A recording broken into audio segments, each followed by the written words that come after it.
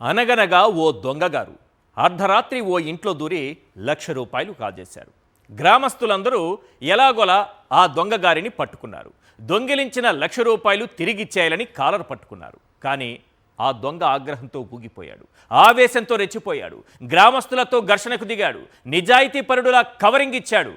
అతను దొంగతనం చేసింది నిజం, గ్రామస్తులకు రెడ్ హ్యాండెడ్గా దొరికింది నిజం. మరి రివర్స్లో ఈ డ్రామాలు ఎందుకంటారా? అక్కడే ఉంది కిటుకు. ఆ దొంగ ₹1,00,000 కొట్టేయలేదట, కేవలం 95,000 మాత్రమే కొట్టేశాడట. వీడి నిజాయితీ చల్లకుండా, వీడిని దొంగ అనకుండా నిజాయితీ పరుడనాలా? సేమ్ టు సేమ్ మన రాధాకృష్ణ గారి కథ కూడా అలానే ఉంది. అమరావతిలో రాధాకృష్ణ గారి కొడుకు కూతురు ఏం చేశారో తెలుసా? మనకెవ్వరికీ తెలియకుండా భూములు కొన్నారు. ఎందుకో తెలుసా? ఇల్లు కట్టుకోవడానికో నివాసం ఉండడానికో కాదు, ల్యాండ్ పూలింగ్ కింద ఆ భూములు ప్రభుత్వానికి ఇవ్వడానికి, ప్రభుత్వం నుంచి భారీ లబ్ధి పొందడానికి. ఏముందిలే, చంద్రబాబు ఎలాగూ ఏ శ్మశానాల దగ్గరో చెరువుల దగ్గరో ప్లాట్లు విసిరి కొడతారని అనుకుంటున్నారేమో. కానే కాదు, మంచి ప్రైమ్ లొకేషన్లో వెస్ట్ బైపాస్కి అత్యంత సమీపంలో ఎస్ఆర్ఎం యూనివర్సిటీకి దగ్గరలో ప్లాట్లు కొట్టేశారు సార్. వాళ్ళు కొట్టేసింది ప్లాట్లు కాదు, జాక్ పాట్లు. అదేంటి, భూములు ఇచ్చిన రైతులకు డెవలప్ చేసిన రిటర్నబుల్ ప్లాట్స్ ఇవ్వాల్సి ఉండగా ఇప్పటికీ కొన్ని వేల ప్లాట్లు ఇవ్వకుండా మోసం చేస్తున్నారు. కొందరికేమో చెరువులు, వాగులు, వంకలు, శ్మశానాల్లో ప్లాట్లు విసిరి కొట్టి అన్యాయం చేశారు. రాధాకృష్ణ కొడుకు కూతురు ధనేకుల సుబ్బారావు, బెజవాడ రమేష్ లాంటి వాళ్లకు మాత్రం ప్రైమ్ ఏరియాలో చంద్రబాబు నివాసానికి సమీపంలో, సచివాలయానికి సమీపంలో, హైకోర్టుకు సమీపంలో ప్లాట్లు కేటాయిస్తున్నారు. లాటరీలో ఎవరికి ఎక్కడ తగిలితే అక్కడే ప్లాట్లు ఇస్తారని అనుకుంటున్నారేమో. అక్కడే ఉంది మ్యాజిక్. ఆ లాటరీలో దాగుంది లాజిక్ లేని మ్యాజిక్. ఒక్కసారి కొన్ని వాస్తవాలేంటో స్క్రీన్ పైన చూద్దాం. ముందుగా ఈ అంశానికి సంబంధించి సాక్షి దినపత్రికలో వచ్చినటువంటి వార్తను చూద్దాం సార్. సాక్షి దినపత్రికలో 2 రోజుల క్రితం సీఎం సన్నిహితులకేనా జాక్పాట్, లాటరీ ద్వారా ప్లాట్ల కేటాయింపు తీరును ప్రశ్నిస్తున్న రాజధాని రైతులు అంటూ ఒక వార్త వచ్చింది. ఇందులో ప్రధానమైన అంశం ఏంటంటే, నీరుకొండలో ఆంధ్రజ్యోతి రాధాకృష్ణ కొడుకు కూతురు 5.39 ఎకరాలు సిఆర్డీఏకు అప్పగింత. వీళ్ళు ఉండేది ఎక్కడ సార్? వీళ్ళకు ఉండే భూములు ఎక్కడ సార్? వీళ్ళు ఎంత త్యాగదనులో చూడండి. రాష్ట్ర రాజధాని కోసం భూములు ఇచ్చిన త్యాగమూర్తులు వాళ్ళు, రాధాకృష్ణ గారి కొడుకు కుమార్తె. ఫలితంగా వెస్ట్ బైపాస్కు పక్కనే 1,500 గజాల చొప్పున 2, 1000 గజాల చొప్పున మరో 2 నివాస ప్లాట్లు కేటాయింపు. ఎక్కడొచ్చింది సార్ వీళ్ళకి? వెస్ట్ బైపాస్ పక్కన ఎస్ఆర్ఎం యూనివర్సిటీ దగ్గర, ఆ యూనివర్సిటీకి ఎదురుగా కూడలిలో 660 గజాల చొప్పున ఇంకో 2 వాణిజ్య ప్లాట్లు, మొత్తం 6 ప్లాట్లు వచ్చాయి. ఇలాంటి వాళ్ళు చాలామంది ఉన్నారులే. ధనేకుల సుబ్బారావు, తర్వాత బెజవాడ రమేష్, వీళ్ళందరూ మనకు కావలసిన వాళ్లే. మరి పాపం రామారావు లాంటి ఆ రైతుకు మాత్రం ఇలాంటి ప్లాట్లు రాదు. వాళ్ళకి శ్మశానాల్లో వస్తుంది, చెరువుల్లో వస్తుంది, వాగుల్లో వస్తుంది, వంకల్లో వస్తుంది. వాళ్ళు గుండె ఆగి చనిపోతారు. ఈ వార్త వచ్చిన తర్వాత ఇందులో ఏదైనా అబద్ధం ఉందా? ఉంటే ఎస్, సాక్షి దినపత్రిక ఒక అబద్ధాన్ని అచ్చేసిందని రాధాకృష్ణ గారు చెప్పొచ్చు. కానీ ఆయన ఏ రకంగా విషయం కక్కారో తెలుసా? తన తెలివితేటల్ని ఏ విధంగా ప్రదర్శించారో తెలుసా? తన పత్రికలో ఏం వచ్చేశారో తెలుసా? ఒక్కసారి చూపించండి సార్. రాధాకృష్ణ గారి పత్రిక ఏం రాసుకొచ్చిందో ఆయనకు సంబంధించిన వార్త. ఆయన కొడుకు కుమార్తె త్యాగధనులుగా మారి రాజధానికి భూములిచ్చి అక్కడ నుంచి ప్రభుత్వం నుంచి రిటర్నబుల్ ప్లాట్స్ కొట్టేసినటువంటి త్యాగమూర్తులైనటువంటి తన కుమార్తె గురించి, తన కుమారుడి గురించి ఆయన రాసుకున్నటువంటి వార్తలో ఏం రాశారో తెలుసా సార్? ఒకసారి చూడండి. బుద్ధి లేని రాతల బుర్రలేని యాక్చి అంట. అమరావతిలో ప్లాట్ల కేటాయింపుపై జగన్ పత్రిక విషం. అబ్బో, అంటే మీరు ప్లాట్లు ఇవ్వలేదు, మీ ఎకరాలు అక్కడ ఇవ్వలేదు, ప్రభుత్వానికి సిఆర్డీఏకి ఇవ్వలేదు, ప్రభుత్వం నుంచి రిటర్నబుల్ ప్లాట్లు తీసుకోలేదంటారా? పోనీ ఇచ్చాం, మేము త్యాగమూర్తులం, మహాత్మా గాంధీ మాకు స్ఫూర్తి, లేకపోతే స్వాతంత్ర సమరయోధులే మాకు స్ఫూర్తి అని మేము ఇచ్చాము అని అంటారా? ఓకే, ఇచ్చారు. మరి లాటరీలో మీకు ఎక్కడెక్కడ ప్లాట్స్ వచ్చాయి అని అంటే వెస్ట్ బైపాస్ దగ్గర సమీపంలో వచ్చిందయ్యా అంటే, కాదంటే సమీపంలో కాదట. ఏమని రాసుకొచ్చారు తెలుసా? ఇందులో ఆంధ్రజ్యోతిలో ఒక్కసారి క్లియర్గా చూడండి సార్. 300 మీటర్ల దూరంలో ఉందట. వెస్ట్ బైపాస్కి 300 మీటర్ల దూరంలో ఉందట. అయ్యా రాధాకృష్ణ గారు, వెస్ట్ బైపాస్ నుంచి మన ఇద్దరం నడుద్దాం. 300 మీటర్లు అంటే ఎక్కడ సార్? పక్కనరా? అంటే అతుక్కొని ఇవ్వాలా? 300 మీటర్ల దూరంలో ఉన్న పక్కనే ఎదురుగానట అంటే ఒప్పుకున్నారు.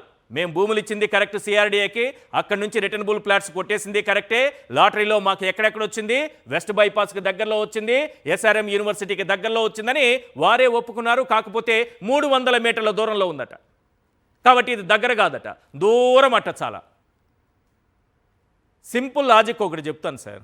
ఇదే రామారావు గారికి ఆ వెస్ట్ బైపాస్లోనో ఎస్ఆర్ఎం యూనివర్సిటీ దగ్గర వచ్చుంటే ఆయన ప్రాణాలు పోయేవి కాదుగా.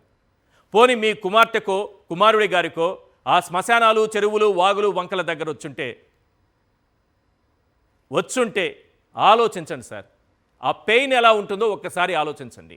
మీకు మాత్రం రాదు, మీకు కావలసిన చోట ప్లాట్లు వస్తాయి.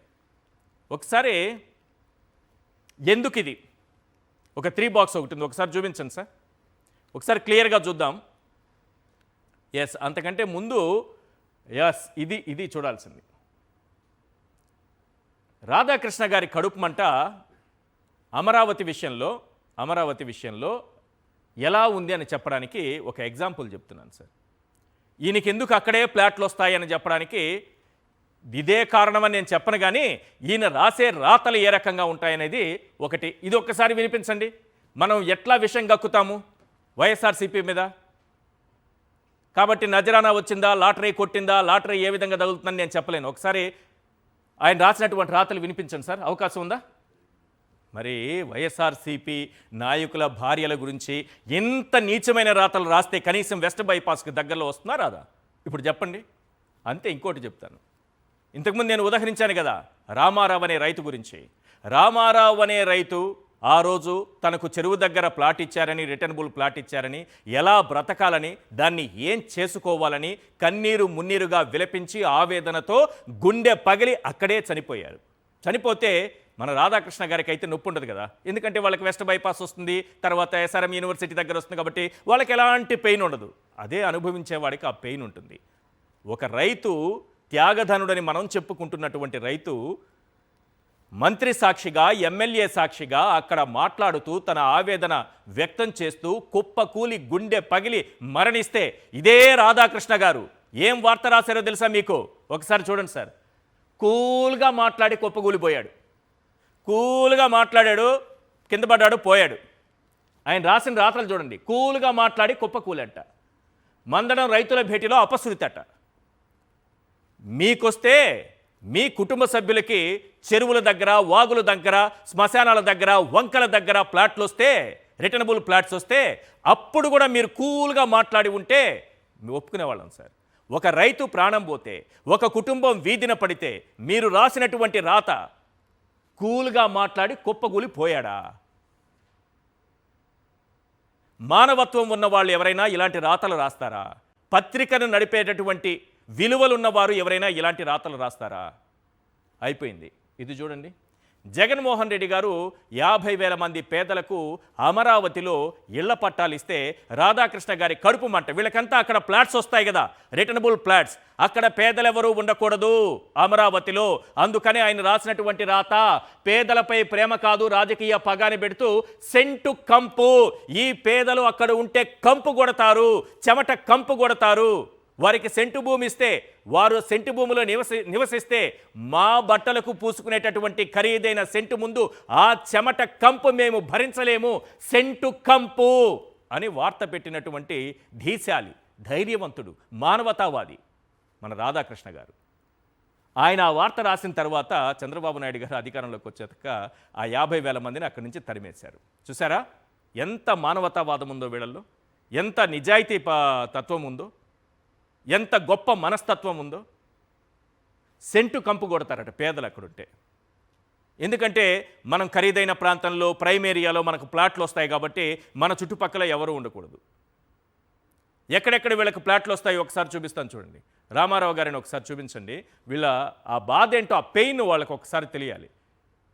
రామారావు అనేటటువంటి రైతుకు సంబంధించి ఇది కుప్పకూలి గుండె ఆగి ఒక రైతు మరణిస్తే మానవత్వం లేకుండా వార్తలు రాసే వ్యక్తి కుటుంబానికేమో ప్రైమ్ ఏరియాలో దొరుకుతుంది రిటర్నబుల్ ప్లాట్స్.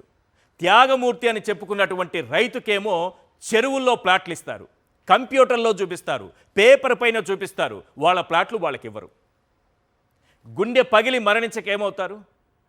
ఆ పెయిన్ రాధాకృష్ణ గారికి తెలియదు కాబట్టి ఆయన ఏమంటారంటే కూల్గా మాట్లాడి కుప్పగూలి పోయాడు. పోయాడు కూల్గా మాట్లాడి కుప్పగూలి పోయాడు. మనకు చూడు, వేమూరి ఆదిత్యకు కేటాయించిన 660 గజాల వాణిజ్య ప్లాట్లు చూడండి సార్. అక్కడ చావు, ఇక్కడ సంబరం. ఒకసారి చూడండి సార్. అవి వెన్నుపోట్లు, ఇవి జాక్పాట్లు. కళ్ళారా చూడండి, వేమూరి అనుషకు కేటాయించిన 1500 గజాల నివాస ప్లాట్లు. ఇవి ఈ పరిణామాల నేపథ్యంలో కొన్ని ప్రశ్నలు వినిపిస్తున్నాయి. ఒకసారి అవేంటో స్క్రీన్ పైన చూద్దాం. రైతులకు శ్మశానాలు, చెరువుల్లో ప్లాట్లు, బూట్ పాలిష్ బ్యాచ్కు ప్రైమ్ ఏరియాలో జాక్పాట్లు తగులుతున్నాయా లేదా? రోతపత్రిక రాధాకృష్ణ. క్వశ్చన్ నెంబర్ 2, అమరావతిలో వెస్ట్ బైపాస్ పక్కన ఎస్ఆర్ఎం యూనివర్సిటీ ఎదురుగా కాస్ట్లీ బిట్లు కొట్టేసావా లేదా? రోతపత్రిక రాధాకృష్ణ. క్వశ్చన్ నెంబర్ 3, బాబు కోటరీలో ఉంటూ లాటరీలో పక్కనే పక్కా కమర్షియల్ ఏరియాలో 6 ప్లాట్లు పట్టేసావా లేదా? రోతపత్రిక రాధాకృష్ణ. క్వశ్చన్ నెంబర్ 4, అమరావతిలో భూములు కొనేసి ల్యాండ్ పూలింగ్కు ఇచ్చేసి ప్రభుత్వం నుంచి భారీ లబ్ధి పొందాలని ప్లాన్ చేశారా లేదా? రోతపత్రిక రాధాకృష్ణ. క్వశ్చన్ నెంబర్ 5, 300 మీటర్లని నువ్వే రాసి మళ్ళీ వెస్ట్ బైపాస్ పక్కన కాదు, ఎస్ఆర్ఎం ఎదురుగా కాదంటూ దబాయిస్తున్నావా? రోతపత్రిక రాధాకృష్ణ. క్వశ్చన్ నెంబర్ 6, నీ కొడుకు కూతుళ్ళు అమరావతి కథలు బయటపడేసరికి నీ టిష్యూ పేపర్లో బుర్ర తక్కువ కథనాలు వండి వార్చావా లేదా? రోతపత్రిక రాధాకృష్ణ. క్వశ్చన్ నెంబర్ 7, రామారావు లాంటి త్యాగమూర్తులైన రైతులకు చెందాల్సిన ప్లాట్లను బాబుగారి పచ్చగద్దలు తన్నుకుపోతున్నాయా లేదా? రోతపత్రిక రాధాకృష్ణ. క్వశ్చన్ నెంబర్ 8, చెరువులో ప్లాట్లు విసిరి కొట్టడంతో రామారావు అనే రైతు గుండె పగిలి చనిపోతే కూల్గా మాట్లాడి కుప్పకూలి పోయాడు అని రాసావా లేదా? రోతపత్రిక రాధాకృష్ణ. క్వశ్చన్ నెంబర్ 9, అమరావతిలో అవినీతిని దాచిపెట్టినందుకు, అక్కడి రైతుల కష్టాలు తొక్కి పెట్టినందుకు నీకు బంపర్ లాటరీ తగిలిందా లేదా? రోతపత్రిక రాధాకృష్ణ. క్వశ్చన్ నెంబర్ 10, ప్లాట్ల కేటాయింపు లాటరీలో మీ మోసాలు రైతులకు తెలిస్తే నీలాంటి వాళ్లను తరిమి కొడతారని భయపడుతున్నావా లేదా? రోతపత్రిక రాధాకృష్ణ. ప్రజలు అడుగుతున్నటువంటి, అమరావతి రైతులు అడుగుతున్నటువంటి ఈ 10 ప్రశ్నలకు సమాధానం చెప్పాలి. వీటిపైన మనం చర్చిద్దాం.